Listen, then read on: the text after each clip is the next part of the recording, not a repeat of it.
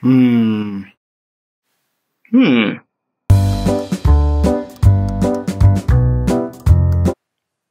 Ah, what a great feeling when you've finally finished underlining an entire chapter and the book now has that cool yellow psychedelic look that makes you think, yeah, I truly studied this time. Amazing. Obviously, I'm being sarcastic. Underlining like that, like the vast majority of students does every day, is completely useless. A waste of time, a stupid approach, passed down from generation to generation like it was some kind of secret technique. There are students using markers, pens, pencil, highlighters, people using different colors, underlining multiple times in different sessions. All of this is worthless, unless you know exactly the right way to do it. In this video, I'll show you why you're probably underlining badly, and how you should do it instead.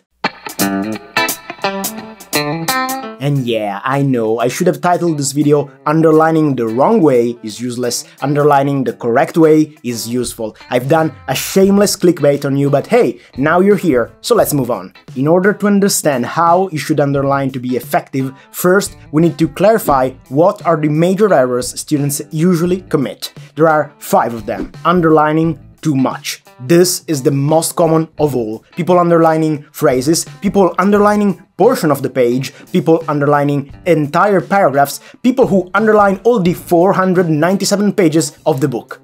All of them. Now, in doing so, what happens is the content of the text become flat, all of the same importance, and you don't exploit the power of keywords. Underlining everything equals to underlining absolutely nothing. The action of underlining should be an act of synthesis, discrimination between useful and superfluous pieces of information, decision. Instead, it becomes something superficial, auto-referential, automatic, in a way also coward, because you don't want the responsibility of discarding anything. Underlining while being distracted. This is the direct consequence of the previous point. The more you underline, the more the whole process becomes automatic and superficial, the more distraction will arise, because it's the engagement, the effort, the activity that keeps us focused. In the absence of that, students underline while skimming the text too rapidly, without focus, thinking about anything else, with this sad marker in their hands, moving up and down with no effect at all. Using underlining to procrastinate. This is what happens when, instead of searching for information and extrapolate it from the text, you just underline to highlight the important parts. It's like you're scrolling down the page with the sole purpose of leaving on it a post-it, a note saying, hey, there's something important here.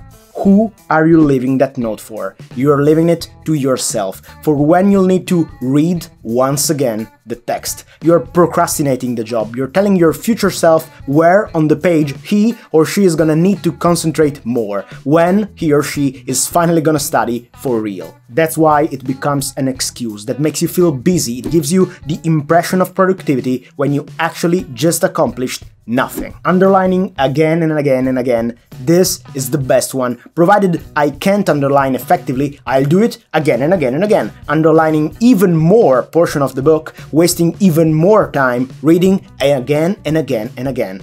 Perfect. Underlining multiple times is simply madness. I'm sorry, but I'm not sorry. It's the perfect representation of inefficiency.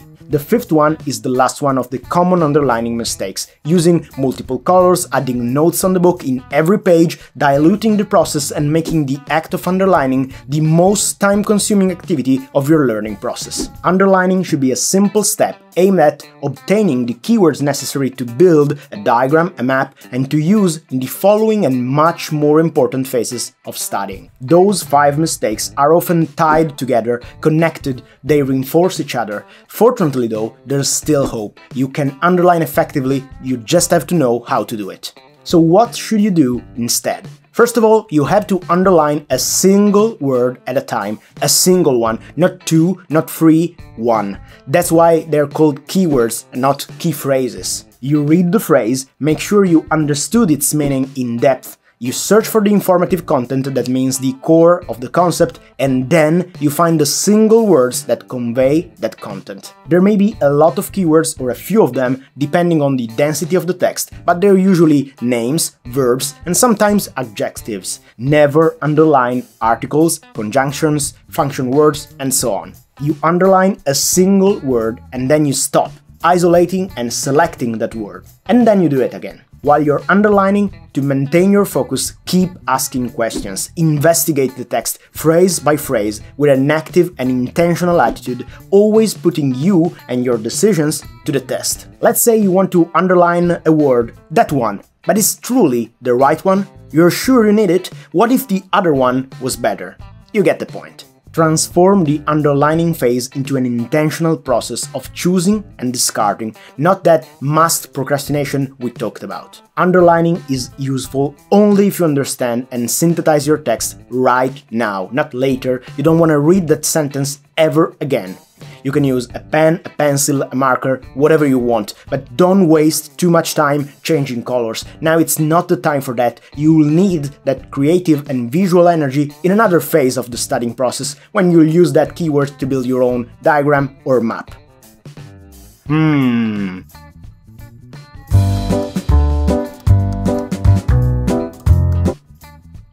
Now let me know in the comments below, how do you underline in your everyday study? I hope you'll be better at it after watching this video. Oh, and of course, don't forget to like, subscribe, hit the bell and share this video with all the students that could find it useful. I'm ADC and this was True Learning, with the best techniques and strategies for learning and studying effectively. We'll see each other next week. Until then, underline properly.